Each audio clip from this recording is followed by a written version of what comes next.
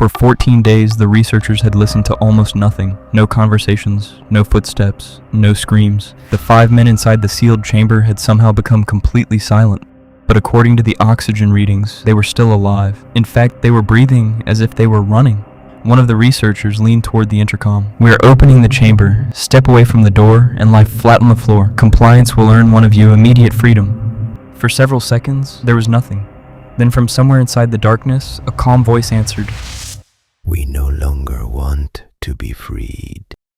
The experiment had begun only 2 weeks earlier. In the late 1940s, Soviet researchers had supposedly developed an experimental stimulant gas, a chemical they believed could remove the human need for sleep. If it worked, soldiers could remain awake for days, maybe even weeks, without becoming exhausted. But before the gas could ever be used, it needed to be tested on humans. 5 political prisoners, men considered enemies of the state, were selected.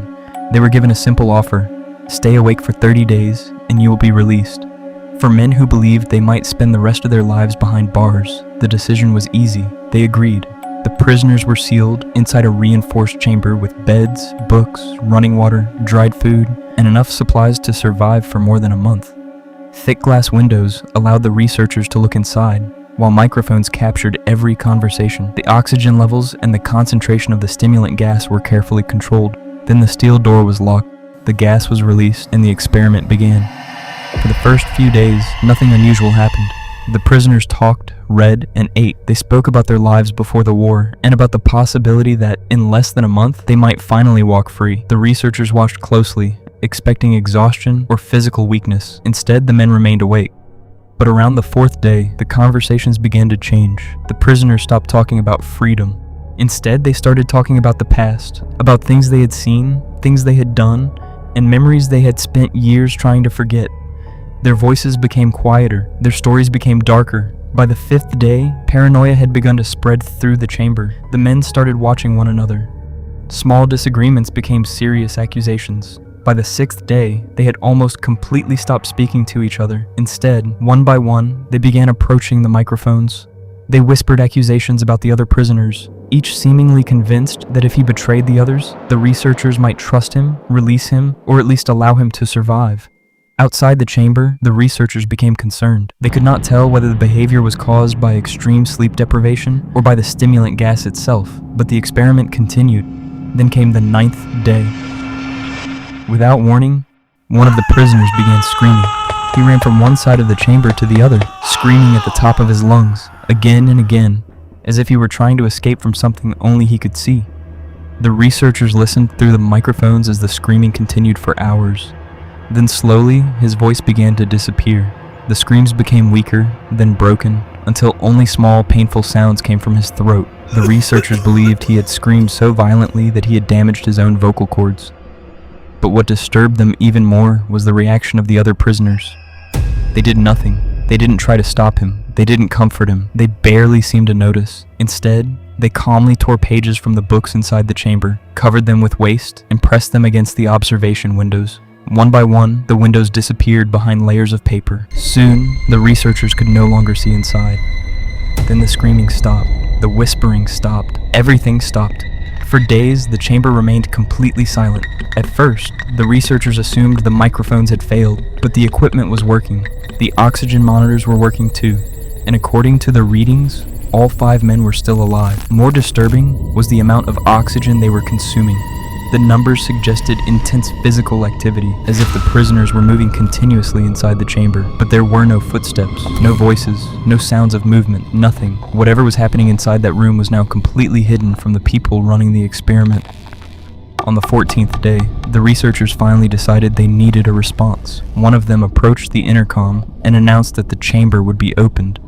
He ordered the prisoners to move away from the door and lie flat on the floor. If they obeyed, one of them would be granted immediate freedom. For several seconds, the researchers waited. Then a voice came through the microphone, calm, quiet, almost emotionless. "We no longer want to be freed." The researchers looked at one another. The entire reason these men had entered the experiment was the promise of freedom. Now, after 2 weeks without sleep, they no longer wanted it. The following night, the decision was made to end the experiment. The stimulant gas was shut off, and fresh air began filling the chamber. Almost immediately, the silence ended. Voices exploded through the microphones. The prisoners were screaming again, but this time they were not begging to be released. They were begging for the gas. Turn it back on, please. Don't let us fall asleep. The researchers listened in disbelief. The men sounded terrified, not of the chamber, not of the scientists, but of the idea that they might finally sleep. Then the door was opened. Soldiers entered first, and almost immediately some of them began screaming. Inside the chamber, one of the 5 prisoners was dead. The other 4 were still alive, but their bodies were in a condition that should have made survival impossible. The food had barely been touched. Instead, the men appeared to have mutilated themselves. Large sections of skin and muscle had been torn away, and the condition of their fingertips suggested that many of the wounds had been inflicted with their own hands. But the survivors did not ask for help. They did not ask for food.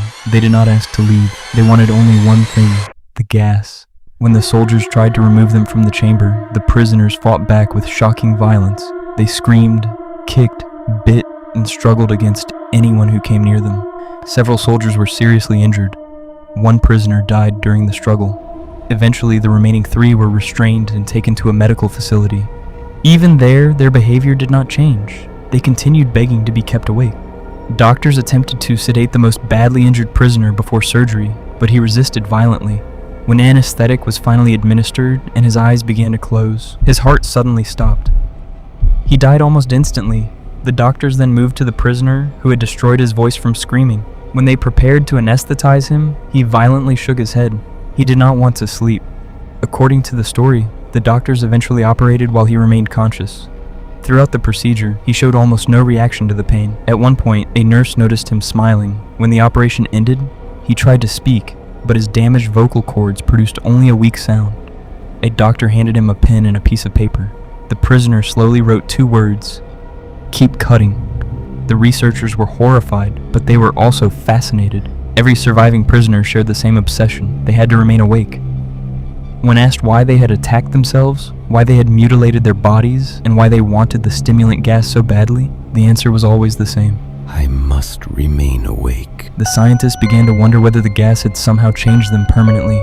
Perhaps without it, their bodies could no longer survive. Perhaps sleep itself had become dangerous. Against the objections of several members of the research team, the decision was made to place the surviving subjects back inside the chamber. As soon as the prisoners learned that the gas would return, they became calmer.